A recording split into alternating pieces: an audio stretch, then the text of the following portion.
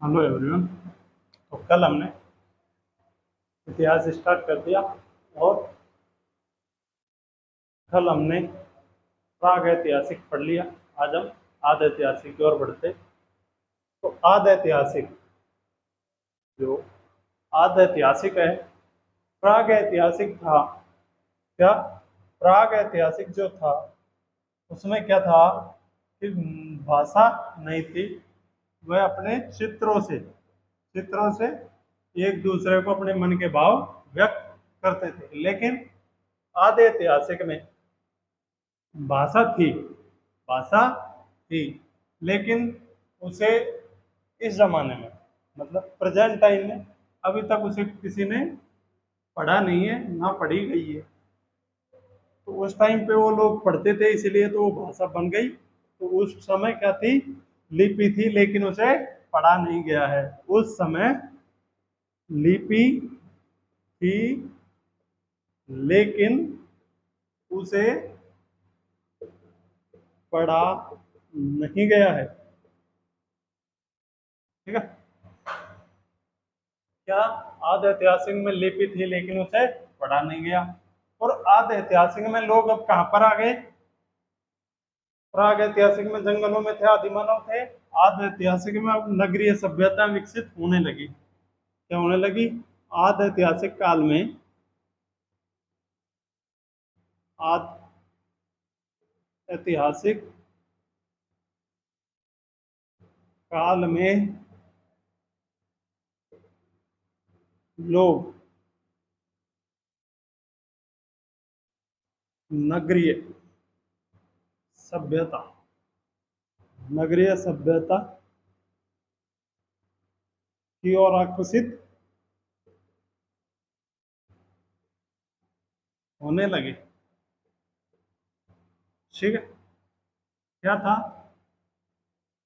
उस समय? किस समय? प्राग ऐतिहासिक में आदिमानव थे, जंगलों में रहते थे, खेती करना प्रारंभ कर दिया। अब खेती करना प्रारंभ कर दिया तो उस समय स्थायी जीवन व्यतीत करने लगे। स्थायी जीवन व्यतीत करने के साथ में उन्होंने देखा, यहाँ जैसे जैसे लोग ज्यादा आने लगते हैं, फैमिली बढ़ती है, खेती के होने लग गई थी, स्थायी रहवास होने लग गया था। अब धीरे धीरे खेती बढ़ी। उसी समय क्या हुआ था? उसी समय पंच पंच का क्या हुआ था? विकास हुआ था। पंच माने लोगों की समस्या हल करने वाला पंच होता है। आजकल गांवों में भी चलता है पंच। जो पंच बोलते हैं, 5 लोगों को बोलते हैं पंच। तो वो लोग गांव की समस्या को हल करते हैं। तो इस समय भी यहाँ पर लोगों की समस्याएं भी उत्पन्न होने लगी, तो उसको हल करने के लिए पंच की व्यवस्था की गई। अब धीरे धीरे पंच बन गया था राजा। क्या बन गया था? राजा।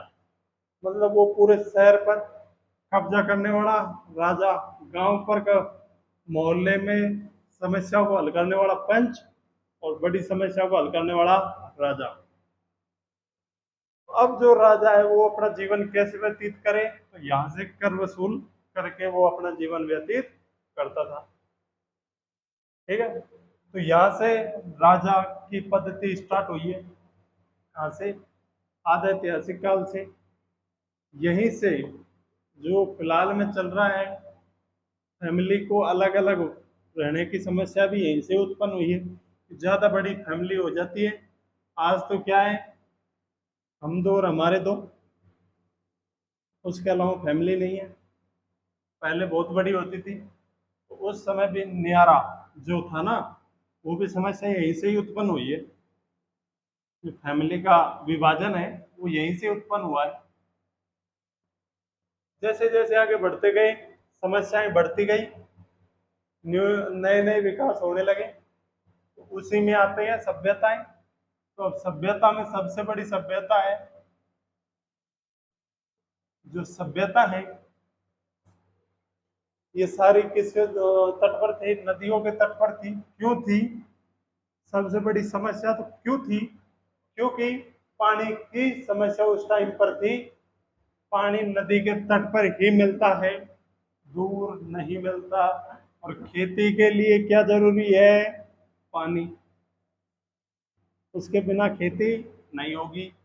और इसके जो नदी के आसपास के जो मैदान क्षेत्र हैं वो खेती उपजाऊ है। क्या है? उपजाऊ है।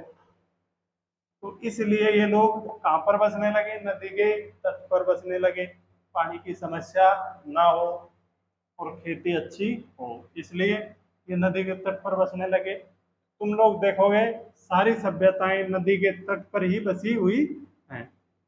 कहाँ पर बसी हुई है सारी सभ्यताएं? नदी के तट पर। नदी के तट पर सारी सभ्यताएं बसी हुई हैं। तो चार दिशाओं में चार फेमस सभ्यताएं जो हैं, जो नदी के तट पर बसी हुई हैं। उत्तर में, पश्चिम, पूर्व और पश्चिम। उत्तर, दक्षिण, पूर्व, पश्चिम। पश्चिम। यहाँ पर मांडा। कौन सी नदी के तट पर? चिनाब नदी के तट पर ये मांडा बसी हुई है। और ये आलमगीरपुर जो सभ्यता है, आलमगीरपुर जो सभ्यता, वो हिंडौन नदी के तट पर।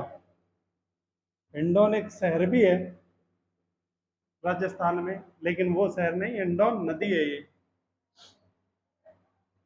और यहाँ जाता है दशक, दामाबाद। दामाबाद जो है प्रवरा, प्रवरा नदी के तट पर बसी हुई है ये सभ्यता। और यहाँ आता है सुतकांगडोर।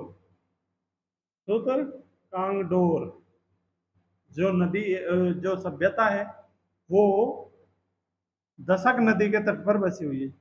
दशक नदी के तट पर बसी हुई है। ये चार सभ्यताएं हैं और ये चारों सभ्यता चारों दिशाओं में बसी हुई है। ठीक है? कौन सी? उत्तर में मांडा, पश्चिम में आलमगीरपुर, दक्षिण में दशक, पूर्व में कागडोर। उत्तर माँ, उत्तर माँ ऐसे याद कर सकते हो, उत्तर माँ बोलते हैं ना हम लोग, उत्तर में, उत्तर माँ। पश्चिम आ, पश्चिम आजा। आ से आलमगीरपुर, प से पश्चिम, पा दक्षिण, दक्षिण से दे, दक्षिण से दे, दक्षिण से दे। और पूर्व से, पूर्व से माने शुद्ध कांग डोर। नदी का नाम ही प्रवदय, ही प्रवदय। तो ऐसे तुम अपने हिसाब से देख लेना, ये बैठा नहीं है कुछ, नहीं, थोड़ा बहुत बैठता है, अगर याद रह जाता है तो अपन तो ऐसे ही याद कर लेते हैं, ऐसे ही याद है। और ऐसे ही तुम लोगों को बता रहा हूँ। बाकी अगली सभ्यताएं, ये सारी सभ्यताएं यूं नहीं है कि इंडिया में ही है, कुछ पाकिस्तान में भी है, इनका कुछ हिस्सा पाकिस्तान में भी है। तो ये संपूर्ण आती है, ये किसमें आती है? अखंड भारत में। अखंड जो भारत में आते हैं, ये वो हैं जो भारत के टुकड़े थे। क्या थे? टुकड़े थे। उस कंप्लीट में आते हैं ये लोग। क्या? ये सारी सभ्यताएं। ठीक है? तो आगे देखना, आगे कौन सभ्यता है? जो ये सभ्यता है उनका विकास कितने किलोमीटर में फैली हुई है। तो ये जो सभ्यता है, एकदम से तो विकसित हुई नहीं है, पहले तो थी, लेकिन हमको कैसे पता चला कि यहाँ पर सभ्यताएं विकसित हुई, यहाँ पर लोग रहते थे, किसी ने आके बताया नहीं है, किसी की आत्मा आकर के तो नहीं बता रही कि मैं यहाँ पर हूँ, तुम लोग इसको ढूंढो तो मेरी लाश यहाँ पर मिलेगी। क्यों? क्योंकि वो तो बहुत लाखों साल पुरानी बातें हैं, तो ऐसा तो कुछ है नहीं। तो इनको एक हमारे अंग्रेज थे, यहाँ पर अंग्रेजों का शासन था 1947 से पहले तक, ठीक है। तो वो जो एक अंग्रेज था, वो वॉक के लिए निकला, मतलब घूमने के लिए निकला, तो किसी नदी में ऐसे, मतलब नौक, गुम्मद, जो मस्जिदों में गुम्मद होती है ना, ऐसे, तो गुम्मद की तरह निकला हुआ था, एक शेप में। तो लोगों का मानना था कि जब कोई राजा ने प्रजा पर बहुत क्रूरता, मतलब बहुत बेकार शासन किया था, जब प्रजा को बहुत दुखी किया था, तो भगवान ने आकर के उन पर ऐसी वो दिखाई, तो वो पूरा जो है क्या, जो भी पूरी समस्या और जो भी क्या है पूरा शहर था, उसको धंसा दिया। ऐसी बाढ़ आई भगवान ने। पहले के लोग ऐसे ही मानते, अब भी ऐसे ही मानते, कुछ जो साइंटिस्ट नहीं है, कुछ भी नहीं है, तो वो अब भी ऐसे ही मानते कि भगवान ने किया हो। तो यहाँ पर देखा, अंग्रेज ऐसा नहीं मानते थे, वो भगवान में बिलीव करते थे, लेकिन ऐसा बिल्कुल पूरी तरह विश्वास नहीं करते थे भगवान में, ठीक है। उन्होंने देखा, तो ये लोगों पे अवधारणा है, चलो उन्होंने एक बार सोचा, फिर वो अपने ऑफिस गए, तो उन्होंने फिर वहां से लोगों को बताया कि ऐसा है, तो ऐसा मेरे को नहीं लगता है। फिर उनका शासनकाल समाप्त हो गया, अगले आए, उन्होंने अगले को बताया कि ऐसी बात उस नदी के तट पर है, लेकिन इन लोगों का मानना है कि ऐसे क्रूर जो भी समस्या है वो बताई, उसके बाद मेरे को ऐसा नहीं लगता है वहां पर कुछ अलग निकलेगा। वो किस लालच में थे कि यहाँ सोना हो सकता है, राजाओं ने ऐसे छुपा के रखा हो सकता है, क्या सोना यहाँ पर ऐसे लुका के रखा होगा और बहुत सारा सोना मिलेगा। वो तो ऐसे खोज हुई थी, उन्होंने भी ऐसा नहीं किया कि खोज ही होगी यहाँ, कि ऐसी चीज मिलेंगी, ऐसी चीज मिलेंगी, उन्होंने ऐसे नहीं किया। वो तो सोने के लिए किया था उन्होंने, कि सोना मिलेगा, हम हमारे देश ले जाएंगे, बहुत की अनमोल कीमती वस्तुएं मिलेंगी जो उसको हम ले जाएंगे। तो उन्होंने खुदाई चालू करवाई, खुदाई में देखा एक ईंट, दूसरी ईंट, देखा नीचे पूरी दीवार निकल आई। उन्होंने भी ऐसे नहीं किया, उन्होंने पटरी निकलवाई इसकी, रेल की, और बताया कि यहाँ पर फिर खुदाई हुई, तो एक ईंट निकलती गई, तो पूरी दीवार निकल के आ गई, फिर दूसरी दीवार निकल के आ गई, फिर तीसरी दीवार निकल के आ गई, फिर चौथी दीवार निकल गई, पूरा एक कमरा बन गया। फिर उन्होंने देखा पूरा मकान बन गया, फिर उन्होंने देखा पूरा शहर बन गया। ऐसे ही खुदाई होती रही, ऐसा पूरा शहर निकल आया। फिर जाना कि पहले के लोग यहाँ पर रहे होंगे, और किसी जो प्राकृतिक आपदा है उसके कारण ये धस गया होगा, और यहाँ पर लोग रहते थे वो मर गए। तो जो सभ्यताएं हैं वो 13 लाख वर्ग किलोमीटर में फैली हुई है, वर्ग किलोमीटर में फैली हुई है। क्या सभ्यताएं? सभ्यताएं कितना? 13 लाख वर्ग किलोमीटर में फैली हुई है। तो कब से कब तक ये सभ्यताएं विकसित हुई थी? लगभग, लगभग ही भी, ये भी कंफर्म नहीं है, लगभग ही है। हिस्ट्री में सब चीज लगभग चलता है, कंफर्म कुछ नहीं है। 2500 से 2700 ईसा पूर्व तक ये चली थी, ईसा पूर्व तक ये सभ्यताएं विकसित हुई थी, ठीक है, ईसवी तक, ईसवी तक।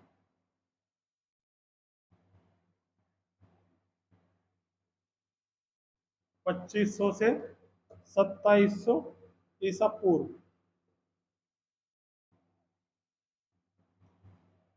ये सभ्यताएं विकसित हुई और इनकी जो खुदाई की थी, सभ्यता की खुदाई दयाराम साहनी ने, दयाराम साहनी, इतना खुदाई करता कौन थे? दयाराम साहनी। ठीक है, अब हम देखते हैं एक एक सभ्यता को और उनके बारे में डिटेल से पढ़ेंगे। जो सिंधु नदी है, जो सिंधु नदी है सबसे बड़ी नदी थी और वहां पर सबसे ज्यादा सभ्यताएं विकसित हुई हैं। तो उनमें सबसे बड़ी सभ्यता हड़प्पा सभ्यता और सिंधु सभ्यता। सिंधु सभ्यता इसलिए कि सिंधु नदी के तट पर विकसित हुई है और हड़प्पा इसलिए कि उसका सबसे बड़ा शहर मिला। कौन सी? हड़प्पा सभ्यता या सिंधु सभ्यता। इसकी खोज 1921 ईस्वी में किसने की थी? दयाराम साहनी ने।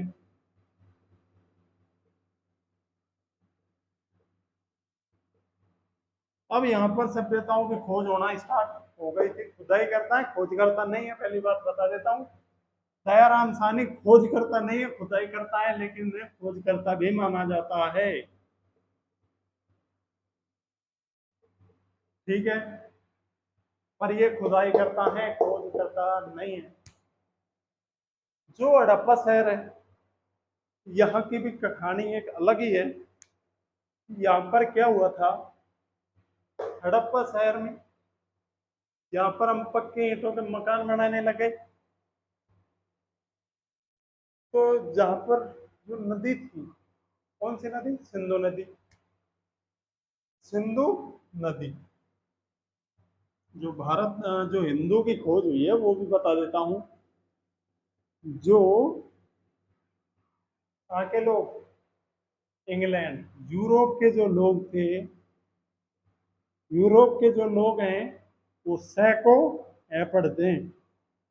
सैको है और धैको दे, देखो दे, देखो दे पढ़ते हैं यूरोप के लोग और सैको है।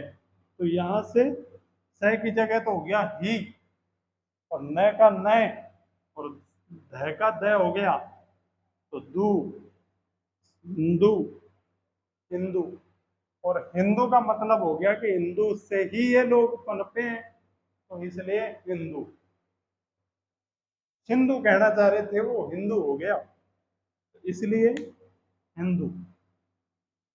हिंदू ऐसे पढ़ा था।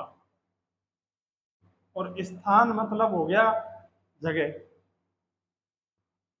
सिंधु की जगह पर तो हिंदुस्तान हो गया। ऐसे हिंदू की खोज हुई थी।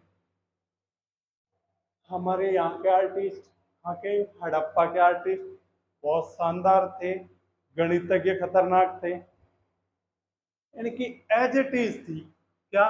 कैलकुलेशन। कैसे? सेम शेप की ईंटें मिली हैं, सेम शेप की ईंटें मिली हैं। और यहाँ के व्यापारी बहुत तगड़े थे। कैसे थे? यहाँ के लोग यूरोप तक भी ईंटों का व्यापार, इसका मिट्टी का व्यापार, ईंटों का, ईंट मानी मिट्टी, मिट्टी का व्यापार हमने किसको बेच दिया? अंग्रेजों को बेच दिया। आजकल एक न्यूज में है क्या, 10 रुपए की चैन को 10 करोड़ में बेच दिया। किसने? अपने यहाँ के जयपुर के एक सुनार ने अंग्रेजी महिला को। ठीक है, तो लूटने का तो शुरू से ही है, पर दिमागी था उस टाइम पे कि ईंटों का व्यापार किया था। ईंटों का व्यापार वहां तक किया था इन्होंने, ये हड़प्पा सभ्यता के लोगों ने। तो ईंटों का व्यापार किया था। अंग्रेजों को ये बात हजम नहीं हुई। क्यों? क्योंकि ऐसी सेम छपाई मेसोपोटामिया की सभ्यता में मिली। अंग्रेजों को ये बात समझ आ गई कि ये करी तो इन्होंने ही है, लेकिन हमको शासन अगर करना है, नहीं ये लोग बोल देंगे कि हम तो तुमसे पहले ही क्या थे? डेवलप थे, तुम क्या करोगे हमारा डेवलप। तो इन्होंने कहा कि मेसोपोटामिया यहाँ पर व्यापार करता था, ना कि यहाँ के लोग वहां पर। तो ये उनकी अवधारणा थी, लोगों को बताया, लेकिन ये बात पूरी तरह गलत हो गई। वो कैसे हो गई वो भी बताएंगे।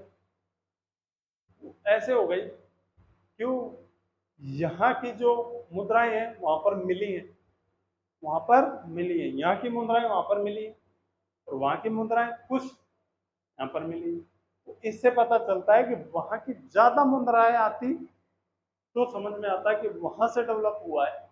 अब यहाँ की मुद्राएं वहां गई है, यहाँ वहां की मुद्राएं यहाँ आई है, और यहाँ की मुद्राएं वहां गई ही नहीं। तो इससे पता चलता है, यहाँ की मुद्राएं वहां जाती तो समझ आता है कि वहां से ही यहाँ पर सामान आया, लेकिन यहाँ की मुद्राएं वहां नहीं गई, वहां की मुद्राएं यहाँ आई है। तो इससे यही पता चलता है कि यहाँ के लोग वहां पर व्यापार करते थे। कैसे? तुमको समझ नहीं आया हो तो बता देता हूँ। जैसे ये दो लोग हैं, दोनों व्यापार, अंग्रेजों का कहना था हमने भी, और हिंदू, अगर यहाँ के लोग वहां पर व्यापार करेंगे तो यहाँ पर मुद्रा देंगे ना ये लोग, तो ज्यादा मतलब मुद्रा यहाँ की आएगी ना, यहाँ पर आ जाएगी। लेकिन जो अंग्रेजों का कहना था, जो अंग्रेजों का कहना था कि हम लोगों ने ही व्यापार यहाँ पर किया है, तो यहाँ की मुद्रा यहाँ आनी चाहिए। जो यहाँ की मुद्रा है वो यहाँ नहीं आनी चाहिए, और यहाँ की मुद्रा यहाँ जानी ही चाहिए। लेकिन ऐसा नहीं था, यहाँ की मुद्रा वहां पर गई नहीं, यहाँ की मुद्रा यहाँ पर आ चुकी।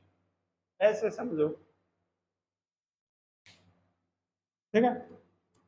तो उन लोगों का कहना था कि हमारी मुद्रा यहाँ पर आई है, तो ये अवधारणा उनकी गलत हो गई। इसलिए उनको देश में धक्के मार के बाहर निकालना पड़ा। वो एक अलग कहानी है, वो भी आगे चलकर इसी में ही बताएंगे, हिस्ट्री में ही आता है वो लोग भी। नहीं तो खोजकर्ता कौन है? दयाराम साहनी। और जो हड़प्पा का कैलकुलेशन था ना, वो देखो कितना सिक्योरिटी के भी पे बहुत खतरनाक था। वो कैसे? वो ऐसे, ये लोगों ने मतलब मकान का, भवन का निर्माण किया, और जो मेन गेट है उसको मुख्य मार्ग की ओर ना खोल के गली के मार्ग में इन्होंने खोल दिया। गली के मार्ग में इन्होंने खोला। किसको? जो मुख्य द्वार था इसका, मकान का, उसको कहां पर खोला? गली में खोला, ना कि सड़कों पर। सड़कों पर ना खोलने का एक कारण था कि वहां पर कोई भी आए तुरंत ना आए, घूम करके आए। और जो इनके मकानों की जो डिजाइनिंग थी वो ऐसे थी, एक कमरे में से घुसे तो सीधा उसका मतलब चौक ना देख पाए, तो ऐसे घूम के ऐसे आए। कैसे? ये कोई मकान है, मान लो,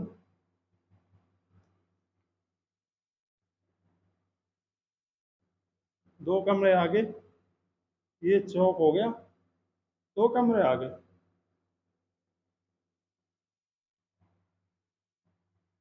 ठीक है। दो कमरे आगे नहीं देते हैं, चलो ठीक है, यहाँ पर रख देते हैं, और ये मुख्य द्वार दे देते हैं यहाँ पर। तो जो बंदा आएगा यहाँ से सीधा आया, तो ये यहाँ से, यहाँ मेन गेट से ही देख सकता है ना कि अंदर क्या है। लेकिन वहां पर ऐसा नहीं था, वहां पर ऐसा नहीं था। वहां पर क्या था? यहां से कोई बंदा आया है तो इसका मेन गेट यहाँ पर है, इधर, तो सीधा देख ही नहीं सकता। क्यों? क्योंकि यहाँ पर दीवार आ जाएगी, तो जाना पड़ेगा तो उसको ऐसे ऐसे करके जाना पड़ेगा, ऐसे करके जाना पड़ेगा, मतलब घूम कर भी फिर भी जाना पड़ेगा। और ये मेन गेट पर, मेन मार्ग पर ना होकर के गली में आना पड़ेगा, उसको घर के अंदर जाना है तब भी। तो यहाँ के सुरक्षा के भी पर भी बहुत खतरनाक था। और यहाँ की जो पानी की व्यवस्था है, जो बारिश के पानी के निकलने की, बहते हुए पानी की व्यवस्था है जो सड़कों पर ना बहे, उसकी भी बहुत शानदार व्यवस्था थी। इनके जो थे नल थे ना, इनके जो छतों के पानी आए वो सीधा पाइपों के थ्रू नीचे नाली में आकर खुले, ऐसी व्यवस्था थी। मतलब वहां के इंजीनियर भी खतरनाक थे भाई, इस बात को मानना पड़ेगा। आजकल के तो खा जाते पाइप के रुपए, नहीं, उस टाइम के नहीं खाए, उन्होंने पूरा टाइम लगा दिया है। और नालियां भी ऐसी बनाई गई सड़कों से थोड़ी ऊंची, क्यों? क्योंकि उनसे सीधा पानी बाहर ना निकल पाए, वो बहता हुआ ही जाए, और फिर उनके मैं नाले में खोल दिया, नाला बाहर निकल दिया। तो ऐसे करके इन्होंने बनाया हुआ है अपना डिजाइन। तो अब आते हैं क्या क्या चीजें मिली हैं इधर। पक्के मकान हो गए यहाँ पर, है ना, आदि मानव से आ गए हम। देख लो कितना खतरनाक लोग थे हम। देखो भाई, हड़प्पा सभ्यता के अंदर श्रमिक आवास,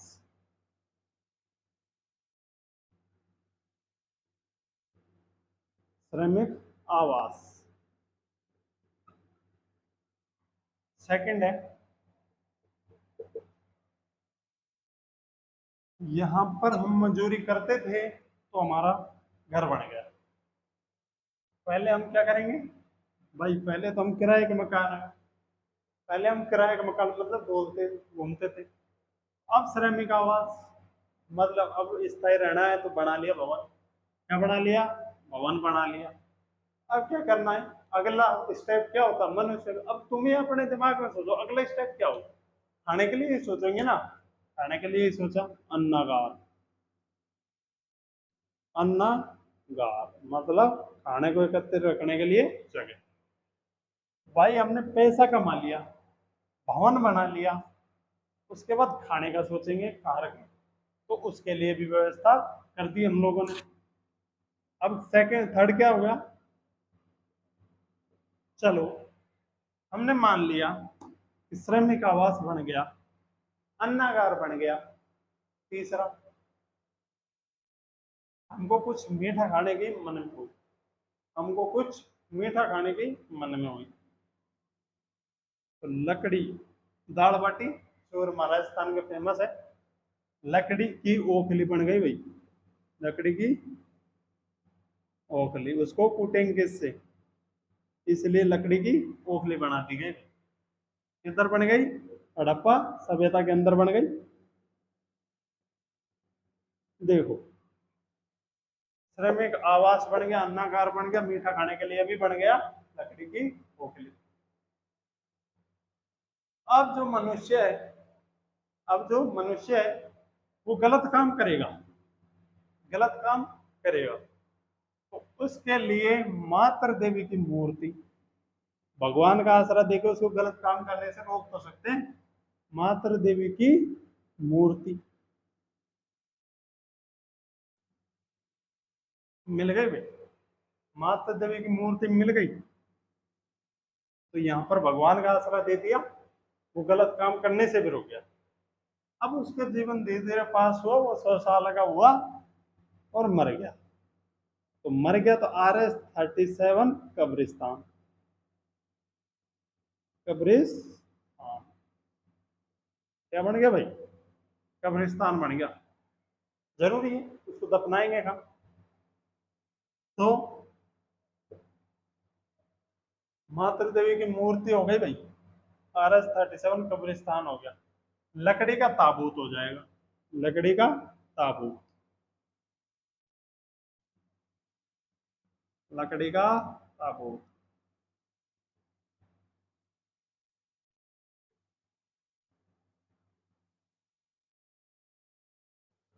लकड़ी का ताबूत हो गया। स्वास्तिक चिन्ह, स्वास्थ्य जरूरी है ना, तो फिर यहाँ पर मरा तो इन्होंने सोचा होगा कि क्या किसी कारण से तो मरा होगा। अब क्या पता कि भगवान का ही आ गया है, फिर बीमारी से मरा है, तो बीमारी से मरा है तो उन्होंने देखा कुछ तो है, तो उन्होंने स्वास्तिक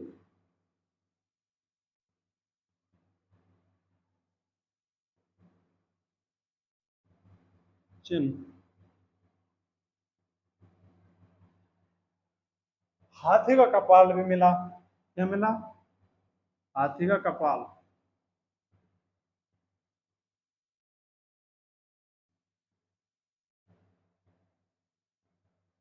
इत्यादि ये चीजें यहाँ पर, और भी चीजें हो सकती, ये चीजें यहाँ पर मिल गई। कहाँ पर? हड़प्पा सभ्यता के अंदर। बाकी देखेंगे कल। आज के लिए बस इतना ही। Thank you.